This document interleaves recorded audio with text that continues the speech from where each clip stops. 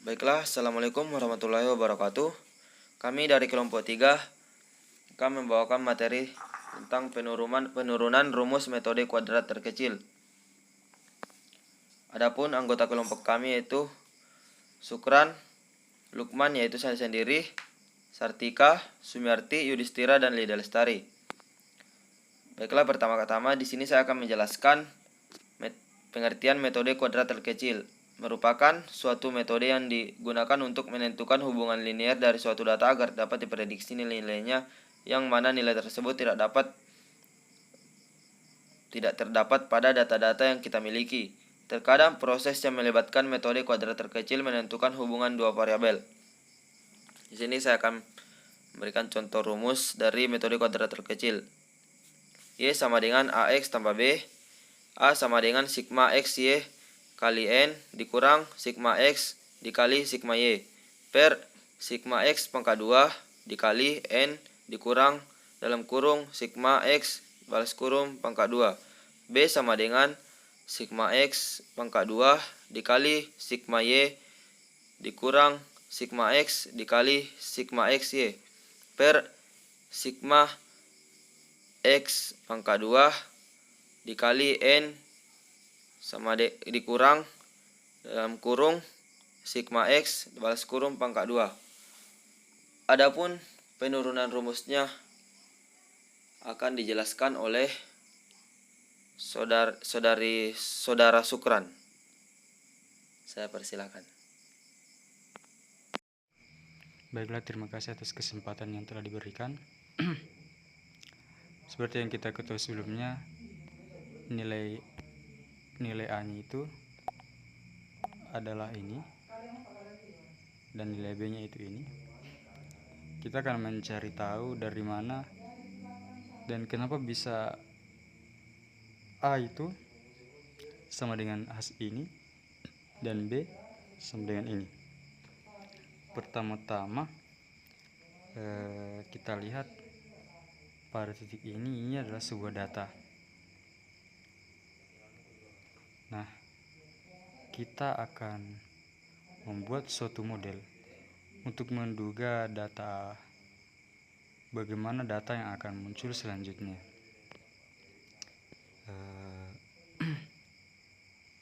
Modelnya itu berupa regresi linear, yaitu Y penduga sama dengan AX ditambah B. Tentunya dari model kita ini pasti memiliki nilai error. Seperti yang kita lihat, data yang sebenarnya itu ada di sini, dan kemudian data yang kita duga itu ada di sini. Jarak dari data yang sebenarnya dengan model kita itu disebut dengan error. Makanya error di sini sama dengan Y dikurang Y penduga. Y penduga itu sama dengan AX tambah B. Maka Y penduga ini kita substitusi menjadi Y dikurang AX tambah B. Sehingga fungsi error sama dengan Y dikurang AX dikurang B. Pada sebaran S, kita menggunakan sigma E kuadrat, bukan sigma E, karena jika kita menggunakan sigma E, itu seakan-akan mendekati nilai 0.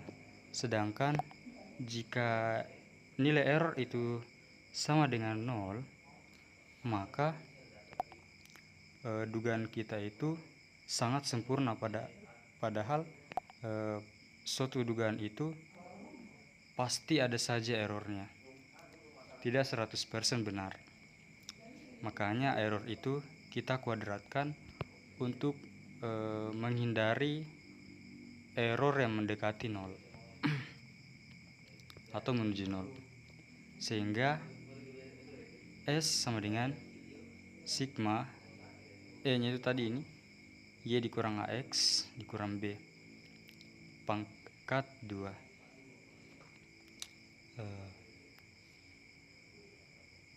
Sekian dari saya. Itulah tadi pemaparan materi saya mengenai fungsi sebaran S. Adapun materi selanjutnya akan dijelaskan oleh Saudari Sartika.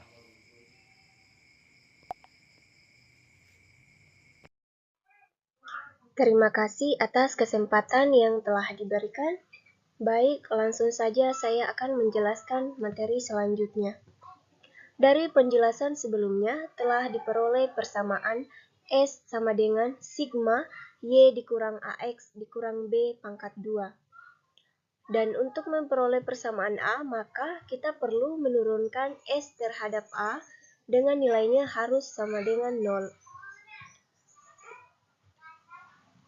Karena nilai S telah kita miliki, maka kita tinggal memasukkan ke dalam persamaan. Setelah kita masukkan ke dalam persamaan, maka kita menurunkan fungsi S terhadap A. Dan hasil turunannya yaitu sigma Y dikurang AX dikurang B dikali min X. Min X didapat dari hasil turunan dari fungsi S yang hanya ada di dalam kurung. Kita turunkan terhadap A, maka menghasilkan nilai min X. Nah, langkah selanjutnya yaitu kita mengalihkan min X dan sigma ke dalam persamaan yang ada di dalam kurung. Dan hasil perkaliannya yaitu sigma min XY ditambah sigma AX pangkat 2 ditambah sigma BX sama dengan 0. Karena di sini terdapat nilai negatif, maka kita pindah ruaskan. Sehingga hasil akhirnya kita peroleh sigma AX pangkat 2 ditambah sigma BX sama dengan sigma XY. Sekian materi dari saya. Materi selanjutnya akan dijelaskan oleh Sumiarti. Untuk materi selanjutnya, kita akan menghitung persamaan B. Nah, untuk mendapatkan persamaan B ini, maka kita akan menurunkan fungsi S terhadap B. Nah, langkah pertama kita harus lakukan adalah kita samakan dulu dengan 0. Karena seperti yang sudah dijelaskan tadi, nilai S sudah kita miliki, yaitu sigma Y dikurang AX dikurang B kuadrat. Maka kita tinggal masukkan saja D dari sigma Y dikurang AX dikurang B kuadrat per DB sama dengan 0. Nah, untuk selanjutnya kita akan menurunkan persamaan sigma Y dikurang AX dikurang B kuadrat. Maka hasil yang kita peroleh yaitu sigma Y dikurang AX dikurang B, karena duanya tadi kita sudah minus 1. Nah, selanjutnya kita akan mengalihkan persamaan yang ada di dalam kurung yang kita turunkan terhadap B. Nah, dan hasilnya di sini yang kita peroleh adalah minus 1. Kemudian langkah selanjutnya, minus 1 ini kita kalikan dengan persamaan yang ada di sini, yaitu persamaan minus sigma Y dikurang AX dikurang B. Nah, dan hasil yang kita peroleh adalah sigma minus Y tambah sigma AX tambah sigma B sama dengan 0.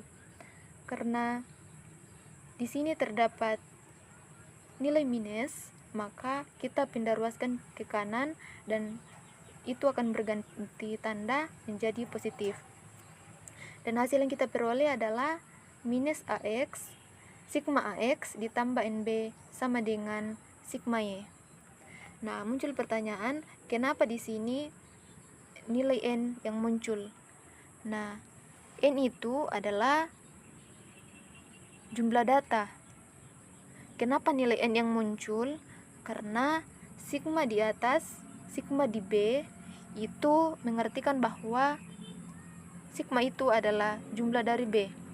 Karena B adalah konstanta, maka jumlah B tinggal kita kalikan dengan jumlah datanya, di mana jumlah data itu kita simbolkan dengan E. Itu adalah alasan kenapa N bisa muncul dari sini. Sekian materi dari saya. Untuk materi selanjutnya saya serahkan kepada Saudari Lydia Lestari.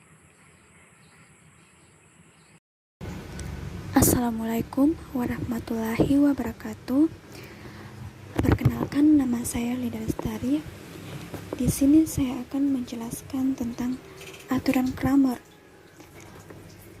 Dari penjelasan sebelumnya telah dijelaskan bahwa sigma AX kuadrat ditambah sigma BX sama dengan sigma XY. Itu diperoleh dari persamaan fungsi S yang kemudian diturunkan terhadap A, dan sigma AX ditambah NB sama dengan sigma Y diperoleh dari persamaan fungsi S diturunkan terhadap B. Nah, untuk selanjutnya, untuk menghitung persamaan A, kita dapat menggunakan metode matriks, yaitu sigma X kuadrat, sigma X dengan N. Kemudian akan dikalikan dengan AB sehingga menjadi sigma XY, sigma Y. Sigma kuadrat itu diperoleh oleh persamaan di samping, yaitu sigma AX kuadrat yang dijadikan matriks. Mengapa demikian? Karena ketika dikalikan akan sama hasilnya. Itu penjelasan dari saya. Selanjutnya saya akan serahkan ke pemateri selanjutnya. Selanjutnya adalah kita masuk aturan Kramer. Dengan aturan Kramer, A adalah seperti ini untuk menghitung A, dan untuk menghitung B adalah seperti ini.